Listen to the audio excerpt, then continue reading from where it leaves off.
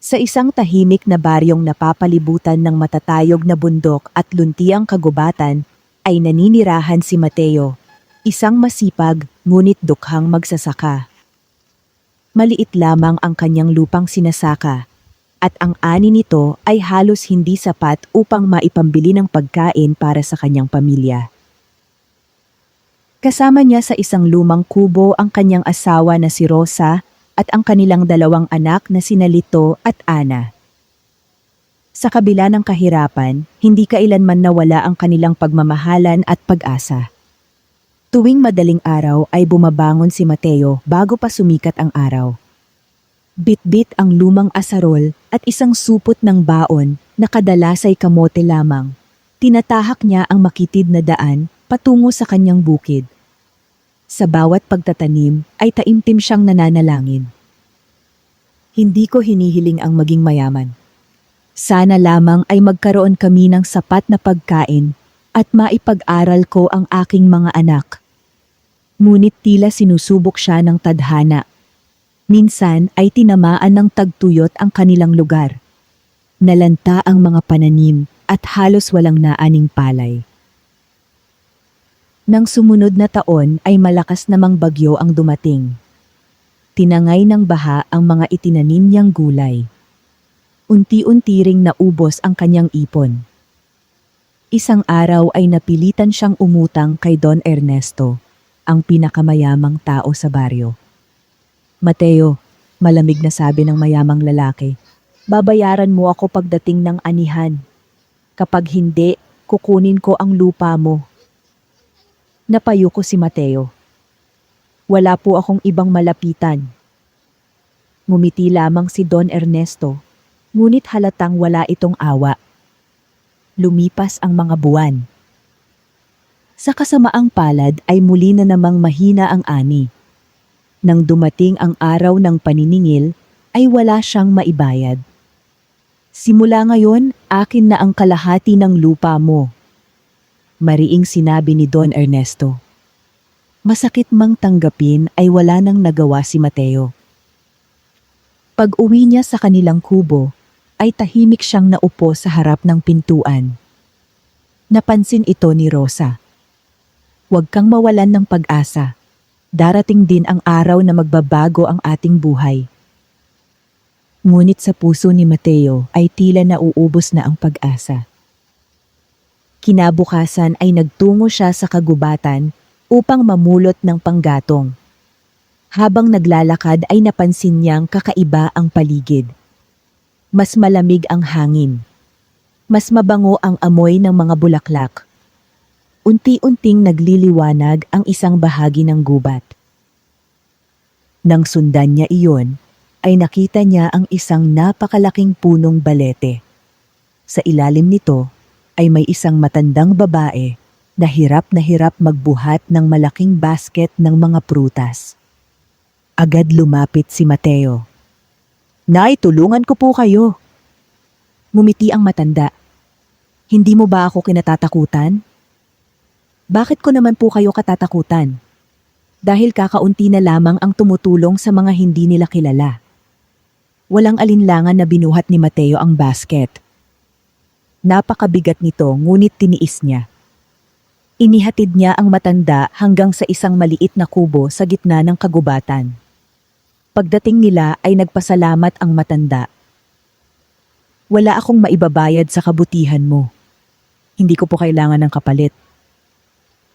Napangiti ang matanda. "Mabuti ang puso mo."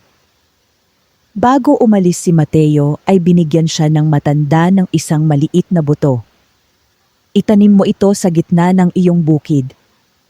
Napakunot noo si Mateo. "Buto lang po?" "Oo. Ngunit huwag mong kalilimutang alagaan ito ng may kabutihan."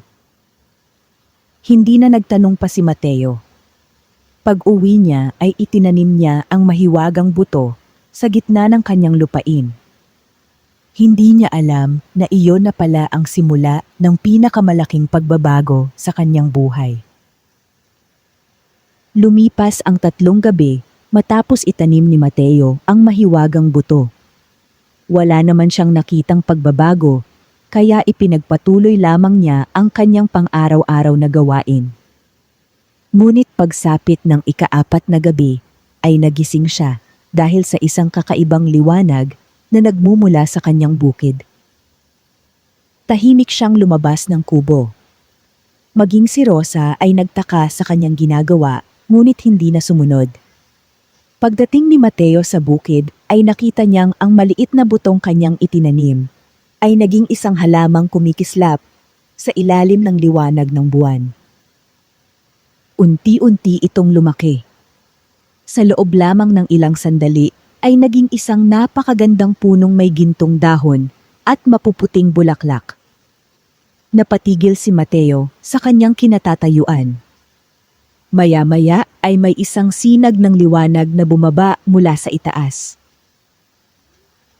Mula roon ay lumitaw ang isang napakagandang diwata. Mahaba ang kanyang buhok na tila sinag ng buwan at ang kanyang kasuotan ay kumikislap na parang mga bituin. Hindi makapagsalita si Mateo sa kanyang nakita. Napangiti ang diwata. "Huwag kang matakot. Sino po kayo?" "Ako ang diwata na nagbabantay sa kagubatang ito." Napagtanto ni Mateo na ang matandang kanyang tinulungan ay hindi pangkaraniwang tao. Ang matandang babae. "Ako rin iyon." Lalong nagtaka si Mateo. "Bakit ninyo ako sinubok?" "Dahil matagal na akong naghahanap ng taong may mabuting puso." Tahimik lamang siyang nakinig. Marami ang nakarating sa kagubatang iyon. Ngunit karamihan ay iniwan lamang ako. Ikaw lamang ang tumulong ng walang hinihinging kapalit. Napayuko si Mateo. Wala naman po akong ginawang espesyal. Para sa taong tunay na mabuti, hindi kailangang maging espesyal ang kabutihan. Inilapit ng diwata ang kanyang kamay sa mahiwagang puno. Biglang namunga ito ng mga gintong bunga. Ang punong ito ay magbibigay ng kasaganaan sa iyong pamilya. Nagulat si Mateo. "Totoo po ba ito?" "Oo, ngunit tandaan mo ang isang mahalagang bilin." "Ano po iyon?" "Habang ginagamit mo ang biyayang ito upang tumulong sa iba, hindi ito mauubos. Ngunit sa oras na manaig ang kasakiman sa iyong puso, mawawala ang lahat ng biyayang ibinigay ko." Mahigpit na tumango si Mateo. "Ipinapangako kong hindi ako magiging sakim." Ngumiti ang diwata. "Subukin mong mamitas ng isang bunga bukas ng umaga." Unti-unting naglaho ang diwata kasama ng liwanag. Naiwan si Mateo na puno ng pagtataka at pag-asa. Kinabukasan, pagsikat ng araw, nagtungo siya sa puno. Namitas siya ng isang gintong bunga. Pagkahawak niya rito, ay bigla itong naging isang supot na puno ng mga gintong barya. Hindi siya makapaniwala. Agad siyang lumuhod at nagpasalamat. Alam niyang nagsisimula pa lamang ang isang pambihirang paglalakbay. Isang paglalakbay na susubok hindi lamang sa kanyang katatagan, kundi pati sa kabutihan ng kanyang puso. Hindi makapaniwala si Mateo sa supot na puno ng gintong barya na hawak niya. Ilang ulit niya itong tiningnan upang matiyak na hindi siya nananaginip. Nang umuwi siya sa kanilang kubo, agad niyang ipinakita ito kay Rosa. Napaluha ang kanyang asawa. "Mateo, saan mo ito nakuha?" Ikinuwento ni Mateo ang lahat. Ang matandang kanyang tinulungan, ang mahiwagang buto, ang diwata, at ang punong may gintong bunga. Tahimik na nakinig si Rosa. Hindi man niya lubos na maunawaan ang hiwagang nangyari, nakita niya ang katapatan sa mga mata ng kanyang asawa. "Hindi natin ito sasayangin," sabi niya. "Gagamitin natin ito sa tama." Iyon din ang nasa isip ni Mateo. Ang una nilang ginawa ay bayaran ang lahat ng kanilang pagkakautang kay Don Ernesto. Nagulat ang mayamang lalaki nang makita ang supot ng mga gintong barya. Akala ko'y wala ka nang maibabayad. Ngumiti lamang si Mateo. Tinulungan ako ng magandang kapalaran. Dahil sa kanyang katapatan, naibalik pa sa kanya ang lupang muntik ng maagaw. Hindi naglaon ay bumili si Mateo ng mas maraming binhi, bagong araro at 2 malalakas na kalabaw. Pinagawa rin niya ang kanilang lumang kubo upang maging matibay at ligtas sa bagyo. Ngunit hindi doon nagtapos ang kanyang kabutihan. Napansin niyang marami pa ring nagugutom sa kanilang baryo. Kaya't tuwing may naaani siyang palay at gulay, nagbibigay siya ng bahagi nito sa mga pamilyang higit na nangangailangan. Unti-unting gumanda ang buhay ng buong baryo. Ngunit may isang taong hindi natuwa sa pagbabago. Si Don Ernesto. Hindi niya matanggap na ang dating dukhang magsasaka ay unti-unti nang umaangat sa buhay. Isang gabi ay lihim niyang pinaespiya si Mateo. Gusto kong malaman kung saan niya kinukuha ang kanyang kayamanan. Hindi alam ni Mateo na may mga matang nakamasid sa bawat kilos niya. Samantala, nang gabing iyon ay muling nagpakita ang diwata. Mateo, wika nito. Marami ang maiinggit sa biyayang tinanggap mo. Ano po ang dapat kong gawin? Huwag mong ipagkalat ang lihim ng mahiwagang puno. At higit sa lahat, huwag mong hayaang manaig ang kasakiman sa iyong puso. Tumango si Mateo. Ipinapangako ko. Ngunit sa kadiliman ng kagubatan, ay may isang taong nakarinig sa kanilang pag-uusap. Isa ito sa mga tauhan ni Don Ernesto. Agad itong tumakbo upang isumbong ang lahat sa kanyang amo. At doon nagsimula ang panganib na susubok sa kabutihan ni Mateo. Kinabukasan ay ipinatawag ni Don Ernesto si Mateo. Magalang na dumating ang magsasaka. Mateo, nakangiting sabi ng mayaman. Narinig kong napakalaki na ng iyong kinikita. Unti-unti lamang po. Huwag mo akong lokohin. Tahimik lamang si Mateo. Sabihin mo sa akin ang iyong lihim. Bibigyan kita ng malaking halaga. Umiling si Mateo. Pasensya na po. Wala akong maibabahagi. Nagbago ang mukha ni Don Ernesto. Kung ayaw mong sabihin, malalaman ko rin. Umalis si Mateo nang may mabigat na pakiramdam. Nang sumapit ang gabi, palihim na nagtungo sa kanyang bukid ang mga tauhan ni Don Ernesto. Hinanap nila ang mahiwagang puno. Nang makita nila ito, sinubukan nilang mamitas ng mga gintong bunga. Ngunit sa sandaling mahawakan nila ang mga ito, naging tuyong dahon ang lahat ng bunga sa kanilang mga kamay. Biglang umihip ang malamig na hangin. Lumitaw ang diwata. Ang biyayang ito ay hindi para sa mga sakim. Sa isang kisap mata ay napaluhod ang mga magnanakaw sa matinding takot. Nang sumunod na umaga ay nagsumbong sila kay Don Ernesto. Lalong nag-alab ang kanyang kasakiman. Kung hindi ko makukuha ang bunga, puputulin ko ang puno. Nang gabing iyon ay siya mismo ang nagtungo sa bukid, dala ang matalim na palakol. Ngunit bago pa man niya maitaas ang palakol, ay biglang nagliwanag ang paligid. Lumitaw ang diwata sa kanyang harapan. Ang pusong puno ng kasakiman ay hindi kailanman tatanggap ng tunay na kayamanan. Nanginig si Don Ernesto sa takot. Nahulog ang kanyang palakol at mabilis siyang tumakbo pa uwi. Mula sa malayo ay nakita ni Mateo ang nangyari. Lumapit siya sa diwata at nagpasalamat sa pagligtas sa mahiwagang puno.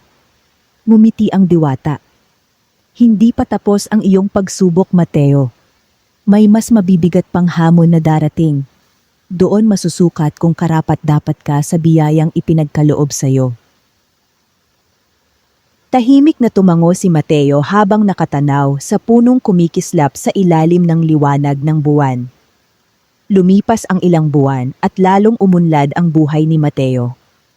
Masagana ang kanyang ani at hindi na kailanman nagkulang ng pagkain ang kanyang pamilya.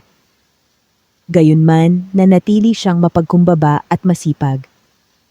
Araw-araw pa rin siyang nagtatrabaho sa bukid na parang walang nagbago sa kanyang buhay. Isang taon, dumating ang matinding tagtuyot. Natuyo ang mga ilog, nalanta ang mga pananim, at halos lahat ng magsasaka sa baryo ay nawalan ng ani. Maraming pamilya ang nagsimulang magutom. Nagtipon ang mga tao sa harap ng bahay ni Mateo. Hindi na namin alam ang aming gagawin. Umiiyak na sabi ng isang matandang babae. 3 araw nang walang laman ang aming palayok. Hindi nagdalawang isip si Mateo. Binuksan niya ang kanyang bodega at ipinamahagi ang kanyang mga inaning palay, mais at gulay sa lahat ng nangangailangan. Tay, tanong ni Lito, paano kung maubos ang ating pagkain? Ngumiti si Mateo. Mas mabuting may mabusog na maraming pamilya kaysa tayo lamang ang may kasaganaan. Natuwa ang diwata sa kabutihang ipinakita ni Mateo. Nang sumunod na umaga, nagulat siya nang makita niyang higit na dumami ang bunga ng mahiwagang puno. Mas malalaki ang mga ito at higit na kumikislap kaysa dati. Naunawaan niyang totoo ang sinabi ng diwata. Habang ibinabahagi niya ang biyaya, lalo itong dumarami. Samantala, lihim namang pinagmamasdan ni Don Ernesto ang lahat. Sa halip na matuwa sa pagtulong ni Mateo, lalo siyang napuno ng inggit. Kung mapasa sa kamay ko ang kapangyarihang iyon, bulong niya, ako ang magiging pinakamayaman sa buong lalawigan. Nagsimula siyang gumawa ng panibagong masamang balak. Isang gabi, habang nagpapahinga si Mateo sa ilalim ng mahiwagang puno, muling nagpakita ang diwata. May lungkot sa kanyang mukha. Mateo, malapit nang dumating ang pinakamabigat na pagsubok. Tungkol po saan?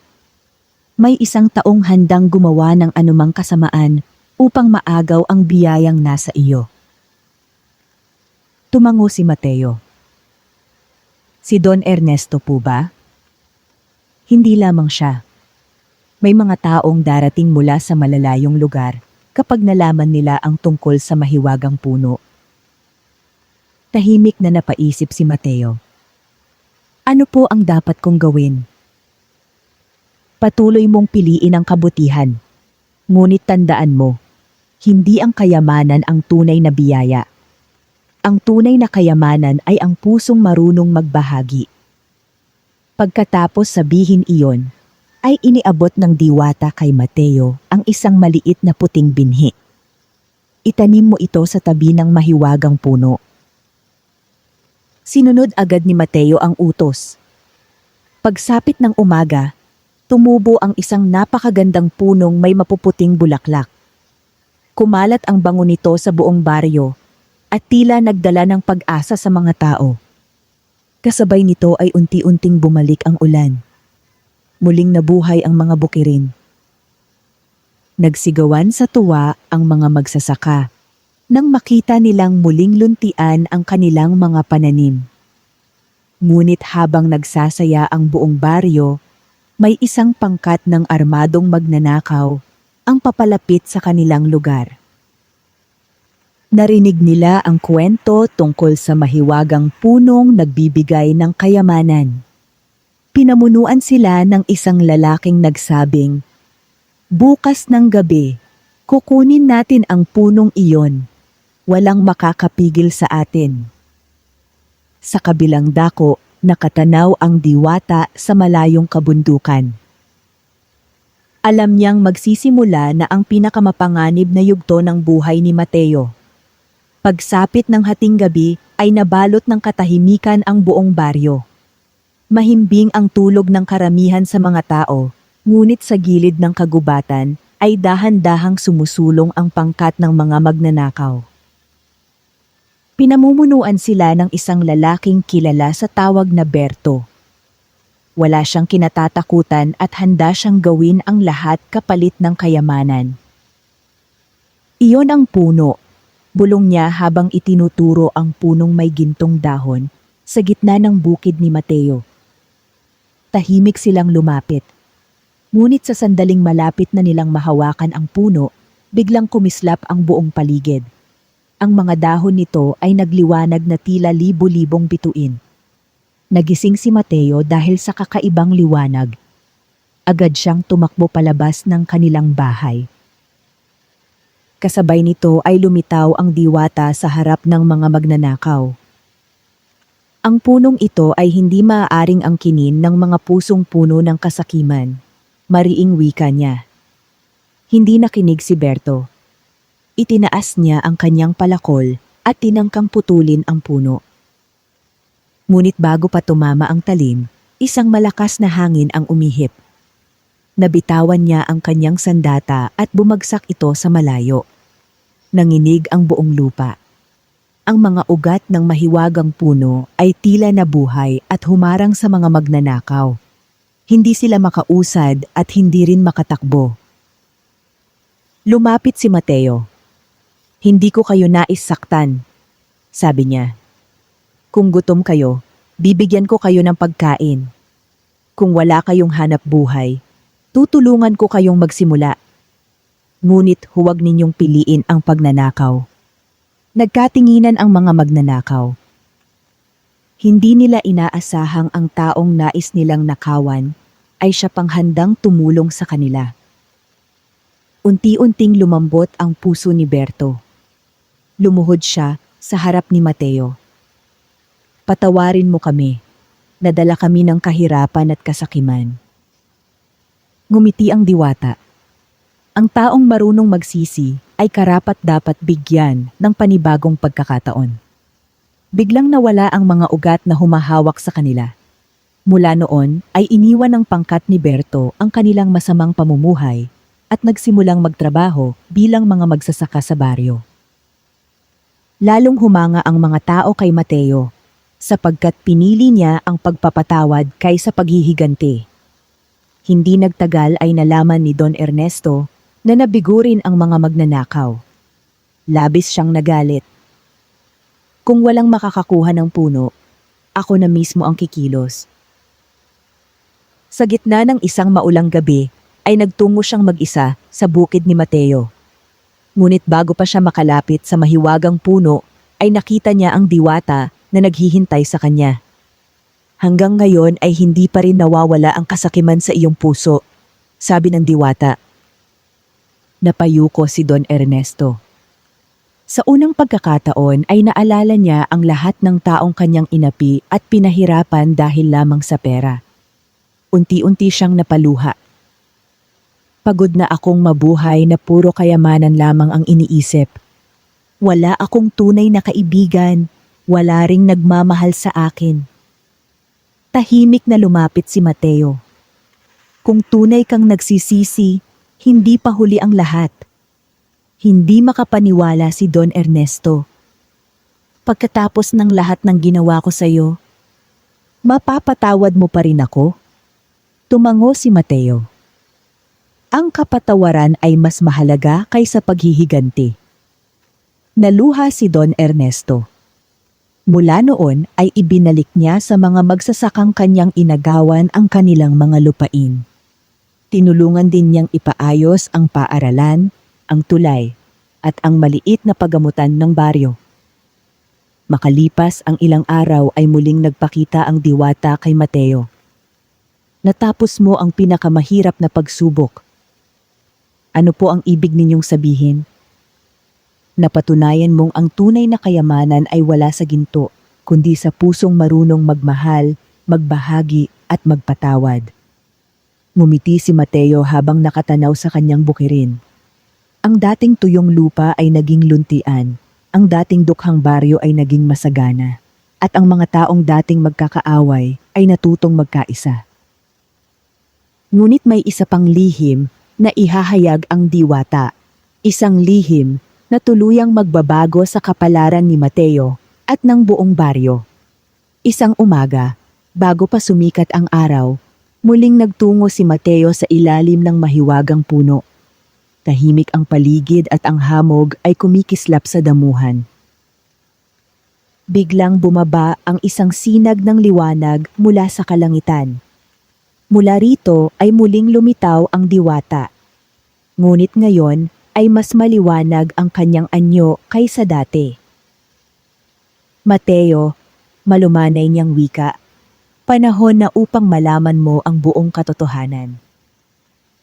Tahimik na nakinig ang magsasaka.